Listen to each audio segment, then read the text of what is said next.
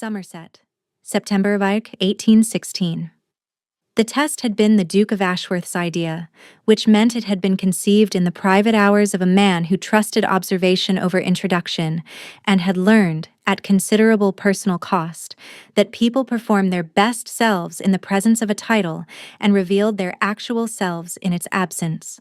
His name was Soren Edric Cathmore, the 7th Duke of Ashworth, 31 years of age, unmarried by circumstance rather than by choice, though the distinction had become academic over the past 4 years, as the circumstances had accumulated into something that resembled a choice very closely. He had been engaged once. The engagement had ended in a manner that the county still discussed in the particular hushed register reserved for events that were simultaneously well known and never directly mentioned. The woman had been beautiful and appropriate, and had said everything correctly and had meant almost none of it, and Soren had discovered this 6 weeks before the wedding, in a letter that had not been addressed to him, left open on a writing desk that she had not expected him to visit. The letter had contained 3 things: an endearment to another man, a summary of the Ashworth fortune expressed in terms that made it clear she had conducted a thorough accounting, and a sentence about Soren himself that he had read once and had never repeated to anyone and had carried in his chest like a stone lodged behind the breastbone ever since. He had ended the engagement quietly.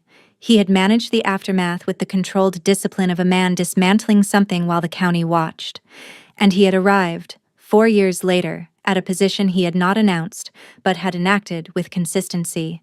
He would not be deceived again. He would not offer his name, his title, his estate, and his trust to someone whose behavior in his presence told him nothing about their character in his absence. The test was simple.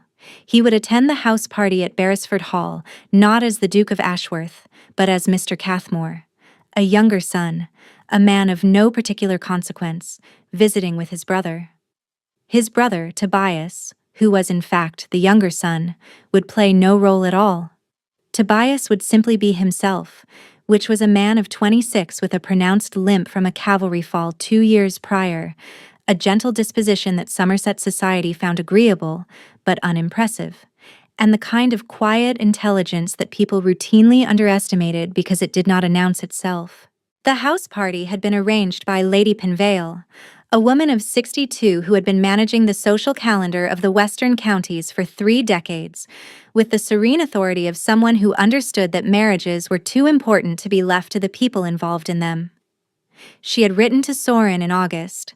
She had been direct, which he appreciated, and specific, which he respected, and she had mentioned 3 women of suitable family and fortune who would be in attendance, any of whom she had written with the precision of a woman presenting a quarterly report, would be a credit to the Ashworth name. Soren had read the letter twice. He had thought about the 3 women and the house party and the county's patient expectation that he would eventually do what dukes were required to do, which was marry and produce an heir and maintain the estate, and perform the long, quiet work of continuity. He had thought about the stone behind his breastbone. He had written back to Lady Penvale accepting the invitation and requesting, with the careful phrasing of a man who understood that unusual requests required unusually good reasons, that his identity remain undisclosed during the visit. He would attend as Mr. Cathmore. Tobias would attend as himself. Lady Penvale had written back a single line: "I have been discreet about more complicated things than this. You are expected on the 14th. Among the 3 women Lady Penvale had mentioned was one Soren had not heard of, which was itself unusual for a man who had been catalogued by the county since birth. Her name was Jessamine Ellsworth. She was 24. Her father was Cornelius Ellsworth, who had built a textile fortune in the north and had relocated to Somerset 5 years prior with the methodical intention of establishing his family in a county that took establishment seriously. The Ellsworth money was new. The Ellsworth ambition was not new at all. It was simply the first generation to have the resources to act on it. Lady Penvale had described Jessamine as accomplished, direct, and not easily managed, which was either a recommendation or a warning depending on the listener, and Lady Penvale had clearly intended it as both. Soren arrived at Beresford Hall on the afternoon of September the 14th, with Tobias beside him in the carriage and the composed attention of a man who had decided what he was looking for and had designed a method to find it. Tobias, who had been told the plan and had objected to it on 3 separate occasions during the journey, sat across from him with the resigned expression of a younger brother who understood that objecting to Soren's decisions was a form of exercise rather than influence. "You understand," Tobias said as the carriage turned through the Beresford gates, "that this is the behavior of a man who has read too many novels." "I don't read novels," Soren said. "Which is precisely the problem," Tobias said. "If you read novels, you would know that disguises in social settings always collapse, and the collapse is always worse than whatever the disguise was meant to prevent. I am not wearing a disguise. I am simply not correcting an assumption. You are allowing an entire house party to believe you are a second son of no consequence while I, the actual second son of no consequence, stand beside you lending credibility to the deception." "You are lending nothing," Soren said. "You are being yourself. That is the entire point." Tobias looked at him with the particular patience of a man who loved his brother completely and found him, on specific occasions, parsing the word deception with a fineness that bordered on the philosophical. "And what happens," Tobias said, "when you find what you are looking for?"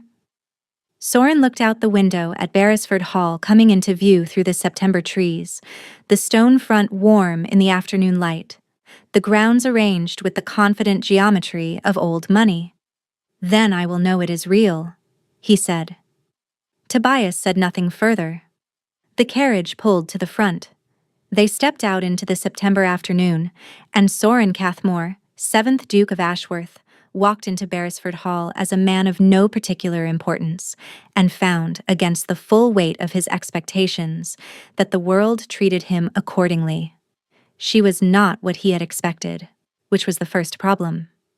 He had expected a woman who was either trying too hard or performing not trying at all, both of which were performances he had learned to identify within 30 seconds of entering a room. Jessamine Ellsworth was doing neither. She was in the drawing room when he and Tobias were shown in.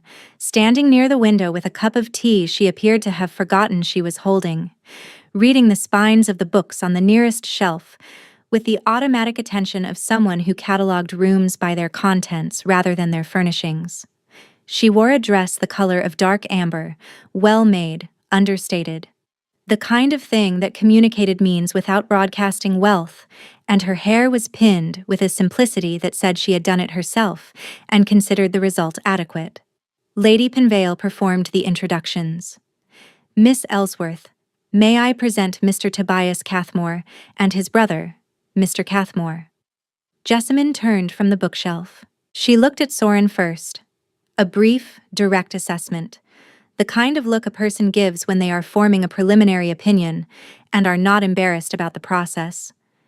And then at Tobias, and then back at Soren, and said, "Mr. Cathmore, Mr. Tobias Cathmore, you have arrived precisely on time, which either means excellent planning or an indifference to fashionable lateness. I hope it is the latter." "It is the latter," Tobias said before Soren could respond, with the easy warmth that was his natural register and that Soren had always envied without being able to replicate.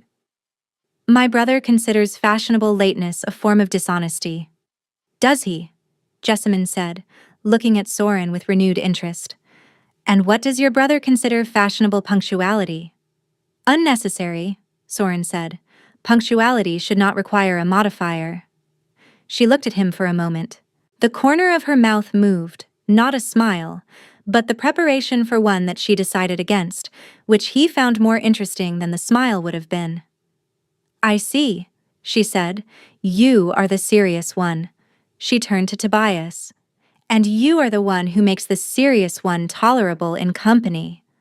Tobias laughed. Soren did not, but something shifted behind his expression that Tobias would later describe, when recounting the moment to Lady Penvale's niece over dinner as the sound of a plan developing its first crack. The house party settled into its rhythm over the course of the afternoon. 12 guests, the Beresford family, Lady Penvale as social architect. Soren watched. This was what he had come to do, and he did it with the focused discipline of a man conducting research. He watched Jessamine with Mrs. Aldwych, who was 50 and kind and had nothing to offer anyone socially, and noted that Jessamine gave her the same quality of attention she gave everyone else. He watched her with Sir Neville Ferris, who was titled and tedious, and noted that she listened to his opinions about horse breeding for 11 minutes before redirecting the conversation with a question so precise that Sir Neville found himself talking about something interesting for the first time in what appeared to be several years. He watched, and he catalogued, and he waited for the thing he was looking for, which was the moment when the performance would surface, the shift in register that would tell him who she was when she believed no one important was watching. It did not come. What came instead was Tobias. Tobias had been moving through the drawing room with his particular way of entering conversations, the slight hesitation at the edge of a group, the careful positioning of his weight to manage the limp, the quiet insertion of himself into a space without requiring the space to rearrange itself for him. Most rooms absorbed Tobias without particular notice. He was pleasant. He was agreeable. He was the kind of man people enjoyed talking to and did not think about afterward, which was a quality that Tobias carried with more grace than most people understood, and more cost than he ever showed. Jessamine noticed the limp before Tobias reached her group. Soren saw her notice it. The brief downward glance, the assessment, and then the thing that made him set down his glass. She moved. Not toward Tobias, not with the conspicuous solicitousness that people sometimes offered and that Tobias quietly despised, but laterally. She shifted her position in the group so that when Tobias arrived, the available space was beside her, and the available space was near a chair, and the chair was positioned so that sitting in it would appear to be a choice rather than a necessity. She had rearranged the room for him without rearranging the room. Tobias joined the group. He stood for a few minutes, then sat, in the chair, the one she had positioned, with the ease of a man who believed the chair had always been there. She did not look at the chair. She did not acknowledge what she had done. She continued the conversation she had been having about the Somerset apple harvest with the focused interest of a woman who found apple harvests genuinely engaging, which, Soren was beginning to suspect, she did. He stood across the drawing room with an untouched glass and thought about the letter on the writing desk 4 years ago, and about the careful architecture of deception that had taught him to look for performance in every room he entered. He thought, "She does not know I am watching." He thought, "She does not know there is anything to perform for." He thought, she moved a chair. And the stone behind his breastbone, the one he had been carrying for 4 years, shifted, not gone, not dislodged, but moved, like a thing that had been settled and was now being reconsidered. Dinner confirmed what the drawing room had suggested, and complicated what the drawing room had left simple. Jessamine was seated between Sir Neville and Tobias, which was Lady Penvale's arrangement, and was therefore deliberate. Soren was placed across the table and 4 seats down, close enough to observe, far enough to be unable to intervene, which was, he suspected, also deliberate. Tobias was talking about the estate he managed for his brother. For Soren, though of course he did not say this, a small property in Dorset that Soren had given him because Tobias needed something that was his, and because Soren understood that a man with a limp and a gentle disposition and no title needed ground to stand on, quite literally, or the world would decide where to put him. Jessamine listened. She asked questions, not the polite questions that society demanded and that evaporated the moment they were answered, but the specific questions of a woman who understood land and property and the work of making something function. She asked about the soil, she asked about the tenants, she asked about the drainage.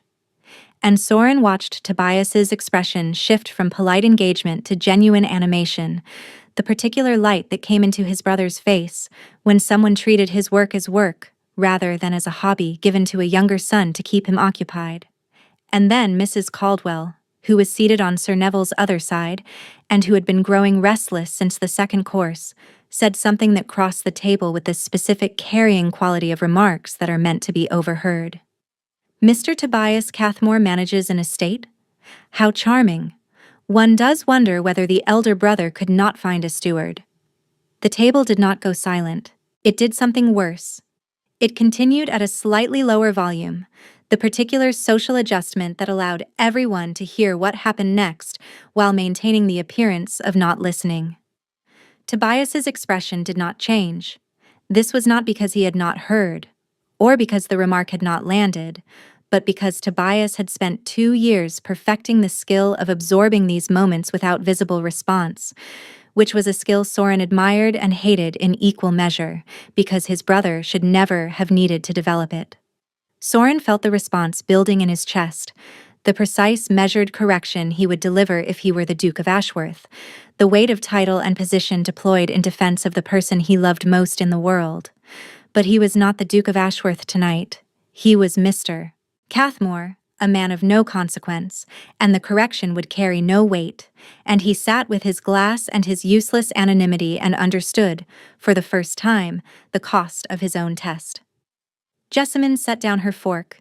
She did it quietly, with the controlled precision of a woman who had decided something and was now going to act on it. And the quietness of the gesture was what made Soren's breath stop, because he recognized the quality.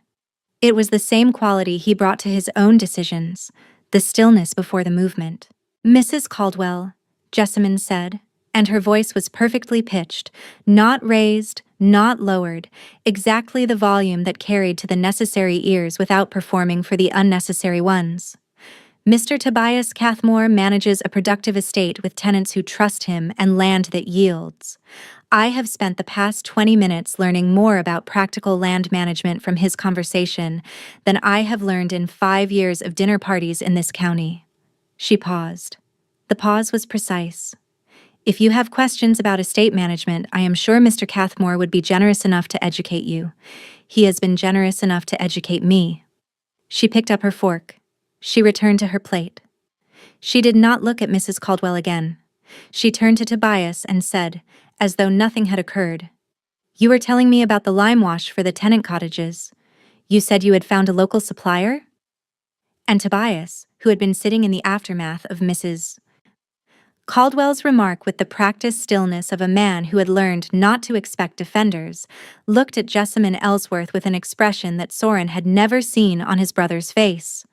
The expression of a man encountering something he had stopped believing existed. Tobias said, "Yes, a quarry near Bridport. The quality is exceptional." And they talked about lime wash, and the table resumed its normal volume. And Mrs. Caldwell found something very interesting about her glass.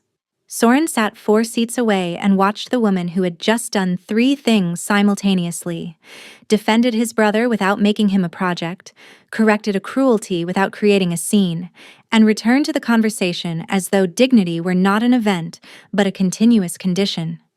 He thought, "I have been asking the wrong question." He thought, "I have been looking for the flaw." He thought, "What if there is no flaw? What if there is just this? A woman who moves chairs and sets down forks and talks about lime wash, and means all of it, and performs none of it." And the stone behind his breastbone shifted again. Not settled, not gone, but moved. The house party was scheduled for 10 days. On the morning of the 3rd day, Jessamine announced at breakfast that she intended to walk the Beresford Estate's lower fields, which had been mentioned the previous evening as suffering from a persistent flooding problem that no one had successfully addressed. Tobias said, "I would be glad to join you if you would not mind the company. I have some experience with drainage problems." "I would welcome it," she said. "Drainage is better assessed by 2 sets of eyes." She did not invite Soren. She had not, he realized with the specific discomfort of a man accustomed to being the center of any room's gravity, looked at him with particular interest since the first introduction. She had given him exactly the quality of attention one gives a quiet elder brother of no distinguishing features, which was precisely the role he had designed for himself, and was now finding considerably less comfortable than he had anticipated. He followed them anyway. He found them at the edge of the flooded pasture. Jessamine was crouching at the waterline in a dress that was going to be ruined at the hem, examining the soil with her bare hand, and Tobias was beside her, leaning on his walking stick, pointing at the gradient of the field with the focused enthusiasm of a man who had found someone willing to discuss hydrology before lunch. He watched Jessamine steady Tobias's arm when the soft ground shifted under his weaker leg. She did it without looking at him, without pausing the conversation. It was the chair in the drawing room again, the quiet rearrangement. Tobias saw him first. "Soren, you have come to inspect the drainage." "I have come to take the air," Soren said. Jessamine looked up from the waterline. There was mud on her glove and a streak of it across her left cuff. "The air is considerably wetter down here than on the terrace, Mr. Cathmore. You may want to reconsider your route." "I have reconsidered it," he said. "I find this one more instructive." The corner of her mouth did the thing it had done in the drawing room, the preparation for a smile, decided against, and she returned to the waterline and said to Tobias, "The inlet is blocked. The stone culvert has collapsed. That is the source of the flooding."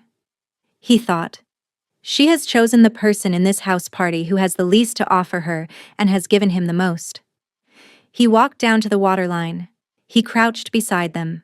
He looked at the collapsed culvert and said, "Show me." And Jessamine looked at him properly for the first time since the drawing room, and said, "You are interested in drainage, Mr. Cathmore?"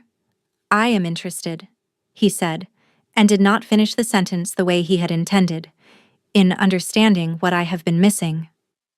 Over the next 3 days, Jessamine Ellsworth dismantled every assumption Soren had brought to Beresford Hall, and she did it without knowing she was dismantling anything, which was the quality that made the dismantling so complete. She organized the repair of the culvert. This was not her estate, not her problem, and no one had asked her to do it. She did it because the problem existed, and she knew how to solve it, and leaving a solvable problem unsolved appeared to be, for Jessamine Ellsworth, a form of moral failure she was not willing to commit. She spoke to Lady Penvale's estate manager on the 4th morning, a man named Grieve who had been managing Beresford land for 22 years and who received the suggestion of a 24-year-old woman from the north with the stiff courtesy of a man who believed his professional territory was being invaded. Jessamine did not argue with him. She did not charm him. She showed him the culvert, walked him to the blockage, and asked him 3 questions about the original drainage design that he could not answer. By the end of the conversation, Grieve was taking notes, and Jessamine was drawing a diagram in the mud with a stick, and the dynamic had shifted from invasion to consultation without either party having to concede anything. Soren watched this from the library window. He had been watching a great deal from windows recently, and had begun to notice that his research methodology, the careful, controlled observation from a position of concealment, was producing results he had not designed the methodology to handle. He watched her work with the tenants who came to clear the culvert on the 5th day. She was in the field with them, not supervising from the bank but working, her sleeves pushed back, her gloves abandoned, directing the stone removal with the specific, competent instructions of a woman who understood what she was asking people to do because she was willing to do it herself. Tobias was beside her through all of it. The transformation in his brother was something Soren observed with a feeling he could not name precisely. Something between gratitude and grief. The recognition that Tobias had been waiting for someone to see him as a full person, and that Soren, who loved him more than anyone, had not been able to provide what a woman he had known for 5 days had provided in an afternoon. It was not romance. Soren was watching for that, with the vigilance of a man who had designed a test and was now terrified it would produce the wrong result. And what he saw between Tobias and Jessamine was not romance. It was recognition. It was the specific quality of attention that one competent person gives another when they discover a shared language. In this case, the language of land, of practical problems, of work that mattered because the work itself mattered, and not because anyone important was watching. On the sixth evening, Lady Penvale found Soren in the library. "You are running out of time," she said. "The house party ends in 4 days. You have spent 6 days watching Miss Ellsworth through windows and across dinner tables and from the edges of fields, and you have learned, I suspect, considerably more than you intended to learn and considerably less than you need to know." He looked at her. "What do I need to know?" "You need to know what she does when she discovers the truth. Because she will discover it. She is not a woman who fails to discover things." She paused. "And you need to consider the possibility that what you have been calling a test, she will call a lie." Soren sat with the sentence Lady Penvale had left behind, which sat in the room like a piece of furniture he was going to have to walk around for the rest of the evening. The rain came on the 7th morning with the committed intensity of a Somerset autumn, the kind of rain that compressed the house party into the interior and created the particular forced intimacy of 12 people who could not go outside and were required to find each other interesting indoors. Jessamine was in the morning room. She had taken the writing desk by the window and was writing a letter to her father with the focused attention of a woman conducting business rather than correspondence. Soren knew this because the letter was covered in numbers, and Jessamine wrote numbers the way other women wrote endearments, with fluency and affection, and no apparent awareness that the activity was unusual. "Mr. Cathmore?" she said without looking up. "You have escaped the drawing room. Sir Neville is discussing the Andalusian bloodline," he said by way of explanation. She looked up, the almost smile again, the one she decided against. The one he had begun to anticipate the way one anticipates a particular phrase in a piece of music. "Sit down, Mr. Cathmore. I will not discuss horse breeding with you." He sat across the desk from her, and they sat in silence for 12 minutes, and the silence was not awkward. It was the specific silence of two people who did not require conversation to justify proximity. She broke it. "May I ask you something, Mr. Cathmore? Your brother manages an estate in Dorset. The estate belongs to someone else. And you, the elder brother. What do you do?" The answer was a dukedom and 12,000 acres, and a title that went back 7 generations, and none of it was available to him in this room. "I manage certain affairs," he said carefully. "For the family." "Certain affairs," she repeated. She looked at him with something that had edges. "You are a man of considerable evasions, Mr. Cathmore. I am a man of considerable privacy." "Privacy and evasion are different things," she said. "I find the distinction worth preserving." He felt the sentence land with the precision of a woman who chose her words the way she chose her actions, deliberately, and with full awareness of their effect. "You are right," he said. "They are different things." She waited. She was giving him the space to say more.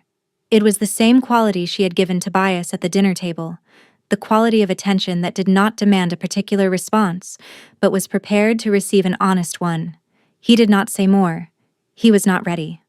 The test, the lie, the thing he had built to protect himself was still standing, and the stone behind his breastbone had shifted again, and each shift was making it harder to breathe and harder to pretend.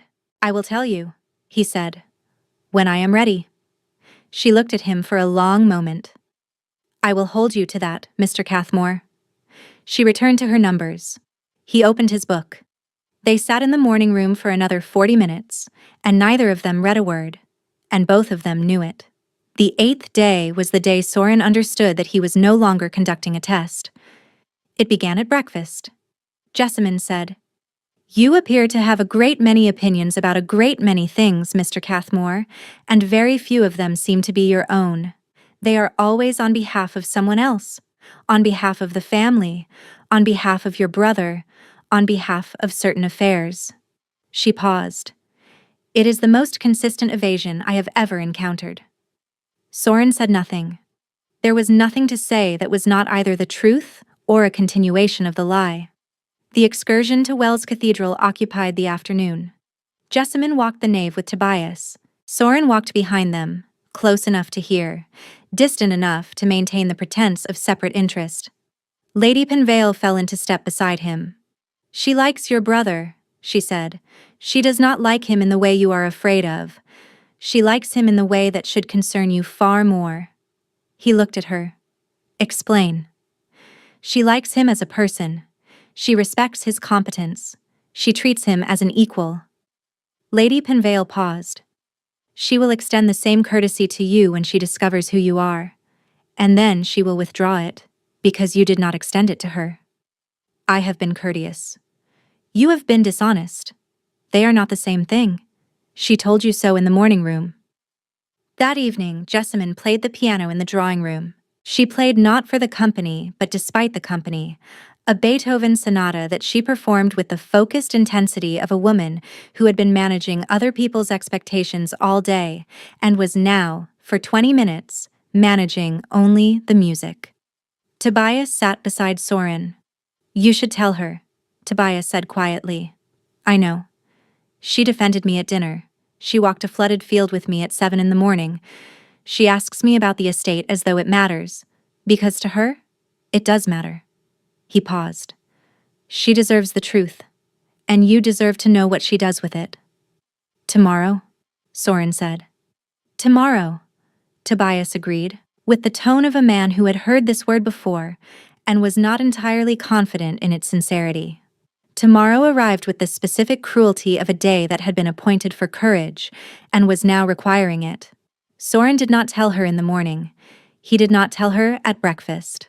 He did not tell her during the walk in the garden, because Sir Neville joined uninvited and spent 40 minutes discussing the Andalusian bloodline, while Soren stood beside Jessamine with the truth lodged in his throat like the stone behind his breastbone. And the two obstructions competed for space. He was walking toward the morning room when he heard the voices from the library. The library door was ajar. Inside, Mrs. Caldwell was holding court with Mrs. Fenton and a woman named Miss Hadley, who had been one of the 3 candidates Lady Penvale had originally mentioned, and who had spent the house party watching Jessamine's growing closeness with the Cathmore brothers with the calibrated displeasure of a woman who understood that proximity was a competitive resource.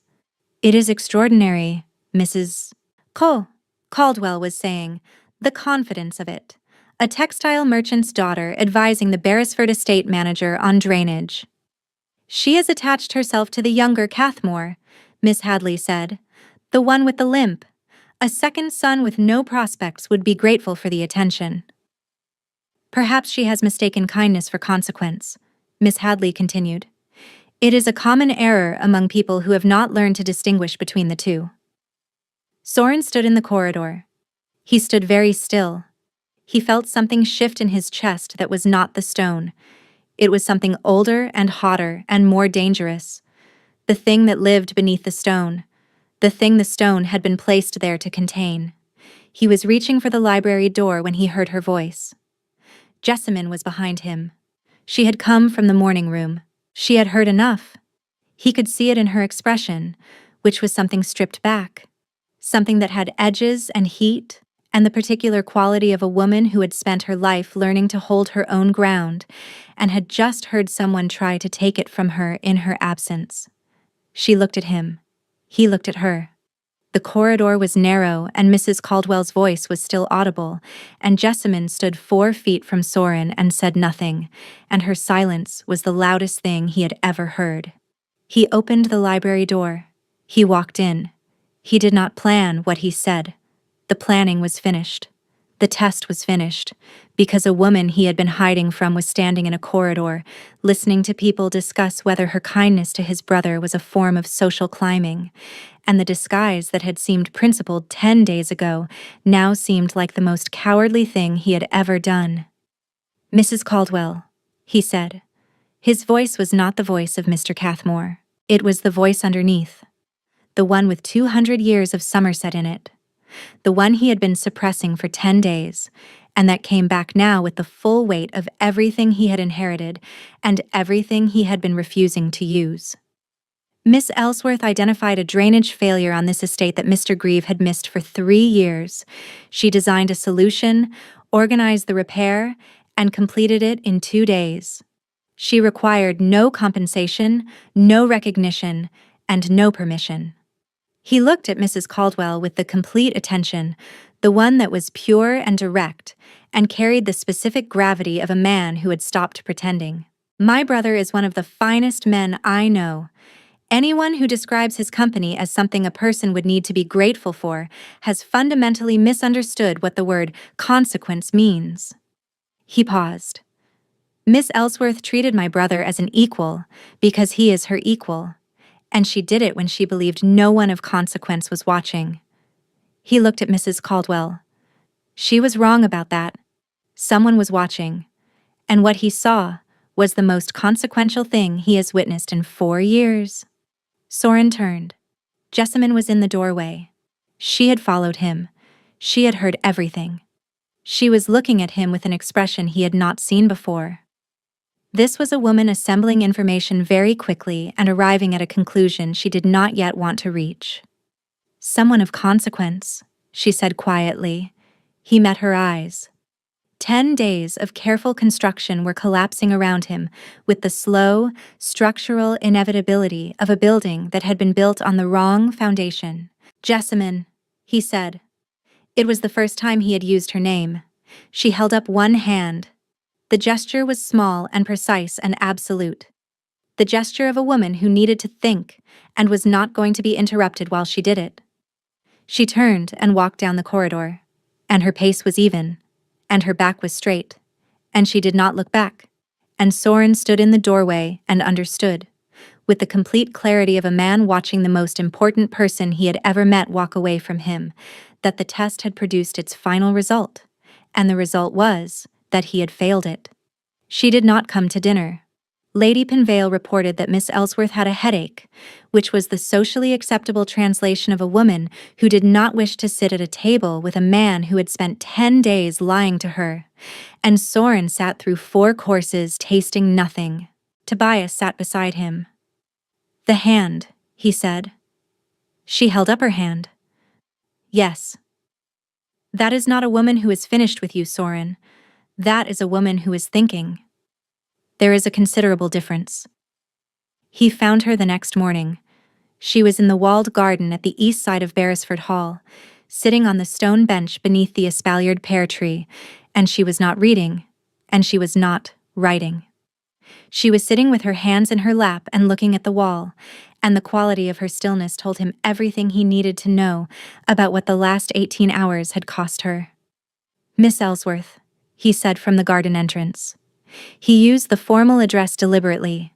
He was not going to presume her name again until she gave him permission. "Your Grace," she said. The title landed like a door closing. "May I sit?" "It is Lady Penvale's garden. You do not require my permission." "I am asking for it anyway."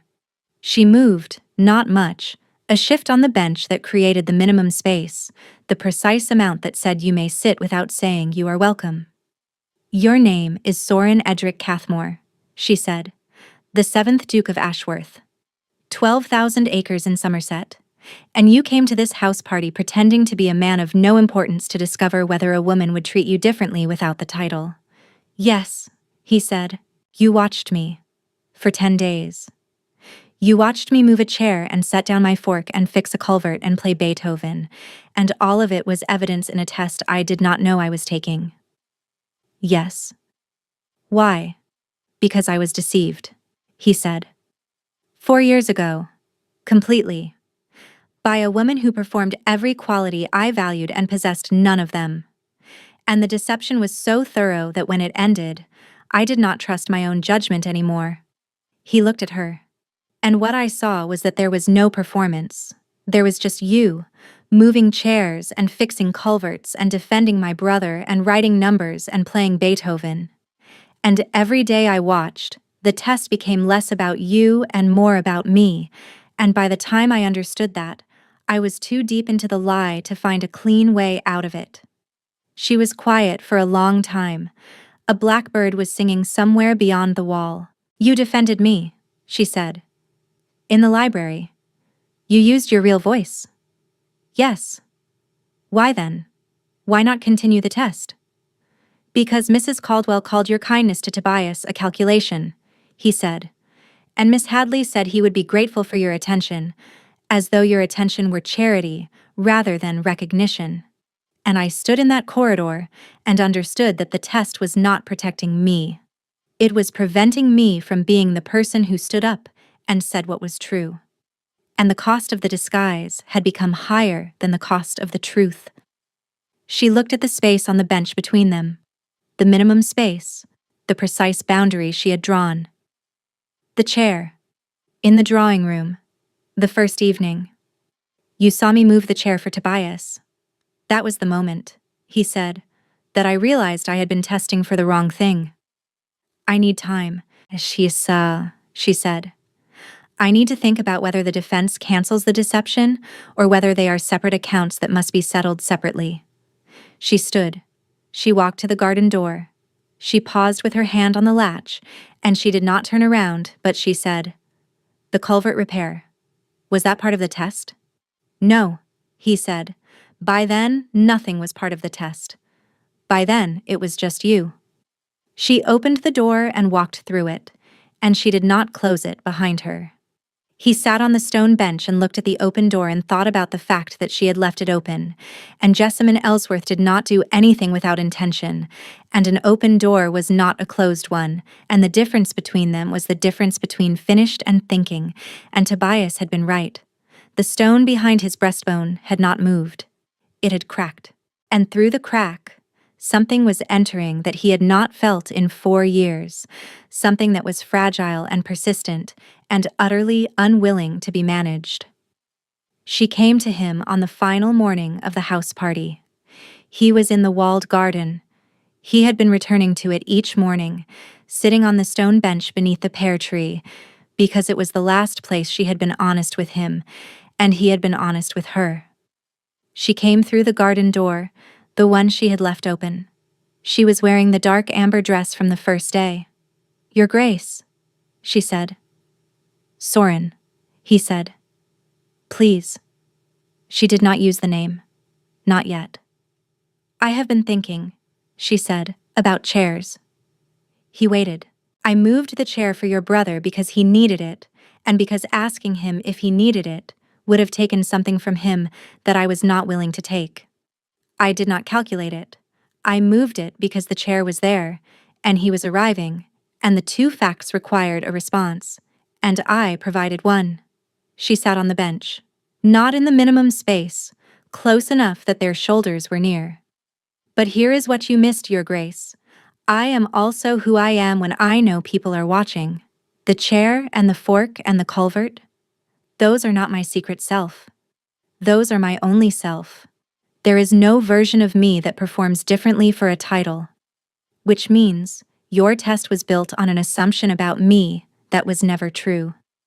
The assumption that you had a performed self and a real self," he said. "You assumed everyone had 2 versions, because the woman who deceived you had 2 versions. But some people only have 1. He was quiet. The blackbird was not singing this morning, and the silence where it had been was noticeable. "You are right," he said. "The test was not about you. It was about her. It was about Lady Eloise, and the letter, and the sentence in the letter that I have never repeated to anyone." She waited. She did not ask. She gave him the space, the same space she always gave, the open room in which a person could choose honesty without being forced to it. "She wrote that I was convenient," he said, "that the title and the estate were considerable, and the man attached to them was manageable, and the combination was the best available option. She described me as an option, a manageable option." The sentence sat in the garden between them. It had been behind the stone for 4 years, and now it was outside, in the September air, and he could breathe around it for the first time. "I am sorry," she said, "that you read that, that you carried it. I built a wall around it. I called the wall a test. I called it every respectable name I could find for the act of refusing to trust another person because one person had been untrustworthy." He looked at her. "And then you moved a chair for my brother, and the wall developed a crack, and every day after that the crack widened, and by the time I heard Mrs. Caldwell, The wall was already down, and I was standing in the rubble of it, trying to pretend it was still functional. She looked at the garden door, the one she had left open, the one she had walked through this morning to come back. I came back, she said, because the door was open, and because you told me the truth when I asked for it, even though the truth cost you everything you had built to protect yourself, and because when you defended Tobias, you did not defend him as a duke pulling rank, you defended him as a brother. And a brother's defense is not a performance, it is a reflex. She paused. The lie was wrong, the man was not. Soren, she said. His name. Given back to him. Not the title, not the boundary drawn with 2 words. His name, in her voice, in the garden where she had left the door open. Jessamine, he said. She put her hand on the bench between them, flat and deliberate, palm down on the cold stone, in the space where the boundary had been. He covered it with his, and neither of them moved, and the September morning held still around them, and the door was open, and the wall was down, and the stone behind his breastbone was not a stone anymore. It was a space, and something was filling it that he was not going to name yet, but it was there, and it was hers, and she knew it. The house party ended that afternoon. Lady Penvale found Soren at the front door as his carriage was brought around. She knew because she is who I told you she was, Lady Penvale said. Accomplished, direct, and not easily managed.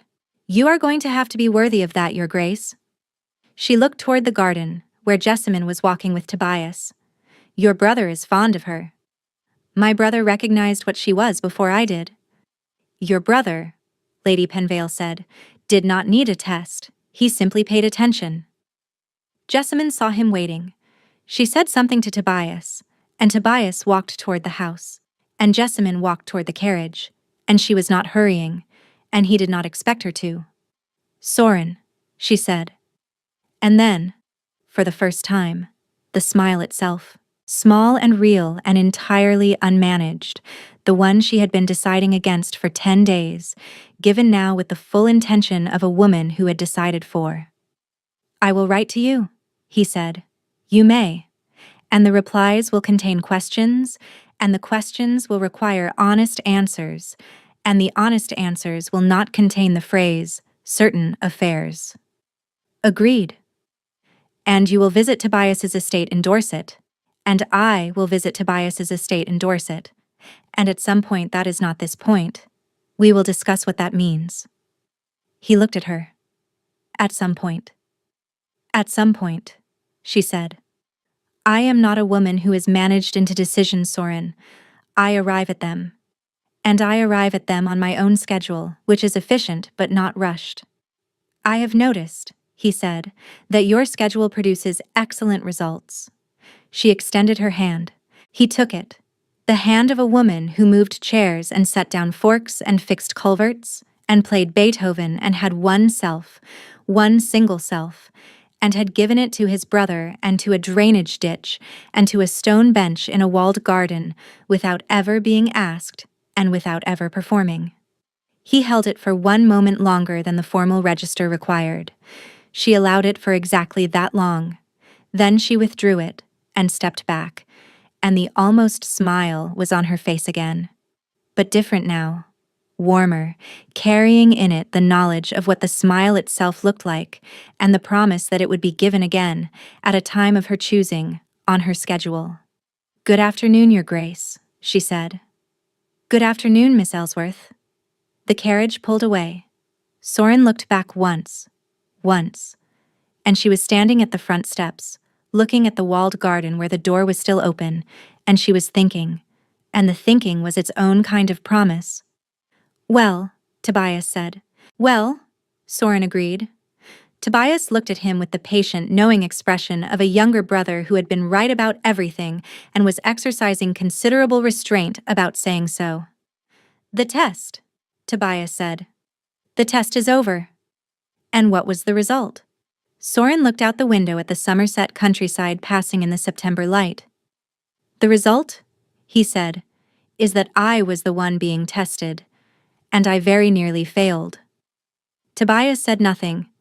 He did not need to.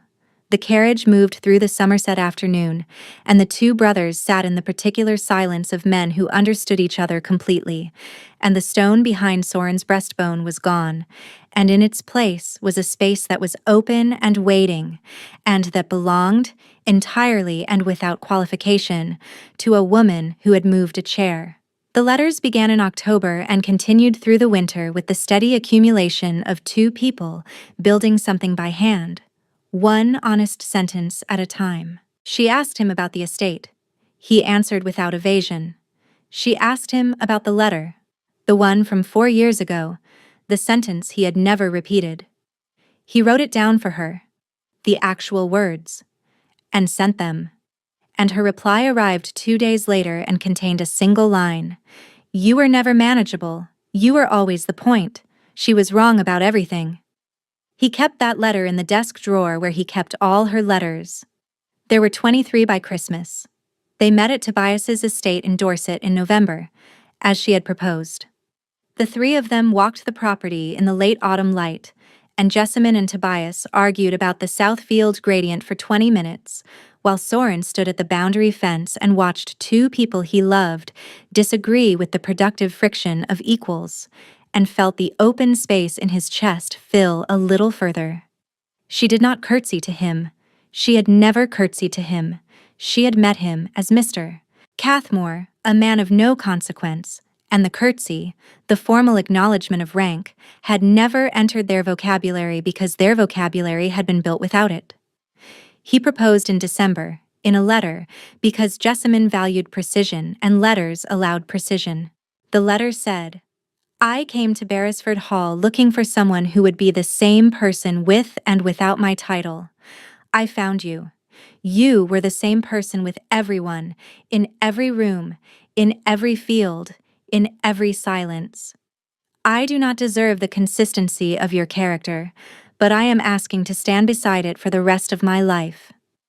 If you will have me, I will spend the years earning what you gave my brother in an afternoon, the knowledge that I am seen, completely, by someone who does not require me to be anyone other than who I am." Her reply arrived the following morning, in her own hand, which was covered in numbers in the margins where she had been working on something else when his letter arrived and had set everything aside to answer it. It said, "Yes, and the drainage at Ashworth needs attention. I have seen the survey maps. We will discuss it when I arrive. J.E." He read this twice. He understood that this was her version of a love letter, a future expressed in shared work and honest letters, and the quiet assumption that they would be standing in the same fields arguing about the same gradients for the rest of their lives. They were married in the spring. Tobias stood beside him. Lady Penvale sat in the front pew with the expression of a woman collecting her favor in real time.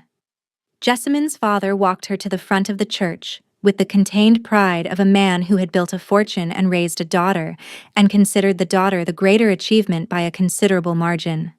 She wore dark amber. She had not consulted anyone. She wore what she wore, the color that said who she was without apology or performance. And when she reached the front of the church, she looked at him with the expression that was not the almost smile, and was not the assessment, and was not the challenge. It was the smile, the full one, the one she had given at the carriage and had been holding in reserve since, waiting for the moment that deserved it. She did not curtsy. She had never curtsied to him. She would never curtsy to him. It was the absence that said everything. She had met him as a man before she knew he was a duke, and she had chosen the man, and the duke was incidental. She took his hand. "Soren," she said. "Jessamine," he said. And neither of them let go. The garden door at Beresford Hall was still open. Lady Penvale had not closed it. She had left it as it was. A door in a wall, in a garden, in a county that noticed things and discussed them at length, and occasionally, despite itself, found them genuinely beautiful. The best tests, Soren had written in his final letter before the wedding, are the ones that teach you something you did not know you needed to learn. I went to Beresford Hall to test your character. You tested mine. I arrived with a stone behind my breastbone and a wall around it and a title I was hiding and a wound I was managing. You moved a chair for my brother and the wall cracked. You set down a fork for my brother and the wall shifted. You played Beethoven for no one, and the wall came down. And when it was down, you walked through the rubble, and you looked at what was underneath. And you did not curtsy, and you did not perform, and you did not leave. You stayed. And that was the answer to a question I did not know I was asking.